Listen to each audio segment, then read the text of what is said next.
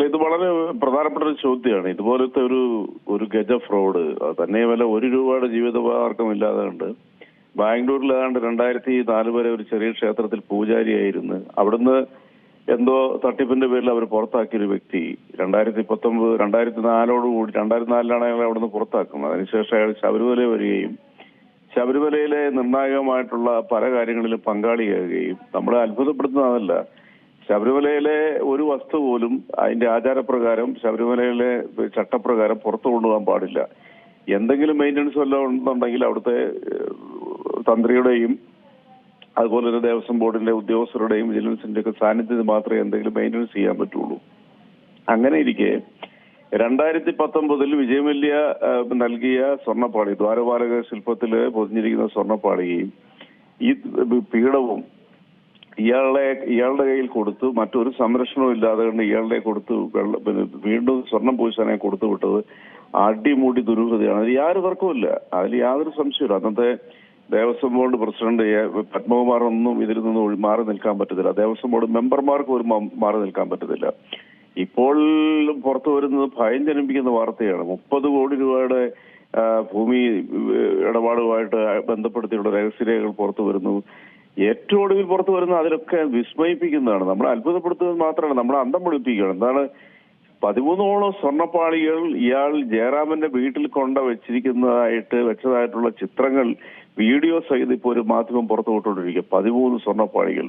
അപ്പോൾ അവിടെയാണ് നമുക്ക് നമ്മളെ വിട്ടികളാക്കുന്നത്. അതായത് കേരളീയരെ മാത്രമല്ല, പരിപാവനമായ ശബരിമലയിലെ ഭക്തജനങ്ങളെയും എല്ലാം മണ്ണന്മാരാക്കിക്കൊണ്ട് കഴിഞ്ഞ ദിവസം ഈ പത്മകുമാർ പറഞ്ഞൊരു കാര്യം എന്താണ്, തന്റെ ഭരണകാലത്ത് കൊടുത്തുവിട്ടത് വെറും ചെമ്പുപാളികളാണ്.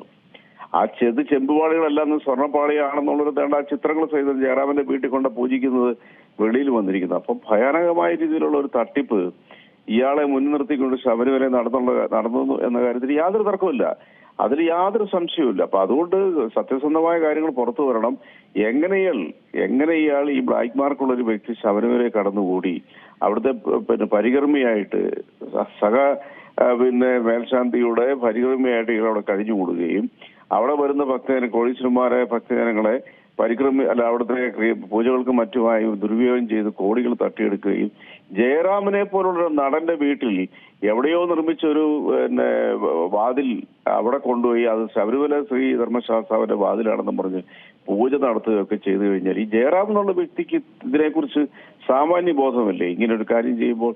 അതുപോലെ സ്വർണ്ണപ്പാളി അയാളുടെ വീട്ടിൽ കൊണ്ടുവന്ന് പൂജിക്കുമ്പോൾ ഒരു വിവേചന ബുദ്ധി ജയറാമിനുണ്ട്. ജയറാം ഒരു പക്ഷേ ഈ ശബരിമല ഭക്തനായതുകൊണ്ട് ഇയാളുടെ പറയുമ്പോൾ നിഷ്കളങ്കമായിട്ട് അതൊക്കെ ചെയ്തു കൊടുത്തതായിരിക്കും, അല്ലെങ്കിൽ ചെയ്യാനായിട്ട് അദ്ദേഹത്തിന്റെ ജീവിതത്തിൽ ഒരു പുണ്യമായിട്ട് അത് ചെയ്തതായിരിക്കും. പക്ഷെ അടിമൂടി ദുരൂഹതയാണ്. ഇത് ജയറാമിന്റെ വീട്ടിൽ എങ്ങനെ എത്തി എന്നതും അന്വേഷണത്തിന്റെ പരിധി കൊണ്ടുവരണം. ഒരാളെ പോലും അന്വേഷണ പരിധിയിൽ നിന്ന് മാറ്റി നിർത്താൻ പാടില്ല. ദേവസ്വം ബോർഡിന്റെ അന്നത്തെ പ്രസിഡന്റ് പത്മകുമാർ, അന്നത്തെ ദേവസ്വം ബോർഡ് മെമ്പർമാര്, അതുപോലെ തന്നെ അവിടുത്തെ ഉദ്യോഗസ്ഥര്, ഇതിന് കൂട്ടുനിന്നവരെല്ലാവരെയും അന്വേഷണത്തിന്റെ പരിധി കൊണ്ടുവരണം. അത് നിയമപരമായ രീതിയിലുള്ള നടപടികൾ അവർക്കെതിരെ സ്വീകരിക്കാനായിട്ട് അന്വേഷണത്തിന് പരമായിട്ട് തയ്യാറാകണം. ഞാൻ വിശ്വസിക്കുന്നത് ബഹുമാനപ്പെട്ട ഹൈക്കോടതിയുടെ നേതൃത്വത്തിലാണ് ഇപ്പോൾ ഈ അന്വേഷണങ്ങൾ നടന്നുകൊണ്ടിരിക്കുന്നത്. ഹൈക്കോടതിയുടെ നേതൃത്വത്തിൽ നടക്കുന്ന ഈ അന്വേഷണം സത്യം പുറത്തു കൊണ്ടുവന്ന് ഞാൻ ഉറച്ചു വിശ്വസിക്കുന്നു.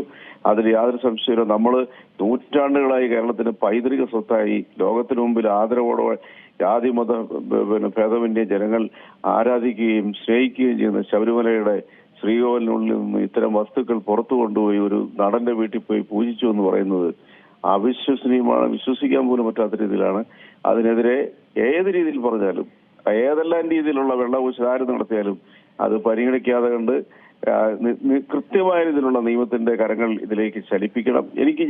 ഞാൻ മനസ്സിലാക്കുന്നത് രഹസ്യാന്വേഷണ ഏജൻസികൾ സംസ്ഥാന സർക്കാരിന്റെ അത് കൃത്യമായ രീതിയിൽ മുന്നോട്ട് കൊണ്ടുപോകുന്നതാണ് ഞാൻ വിശ്വസിക്കുന്നത്.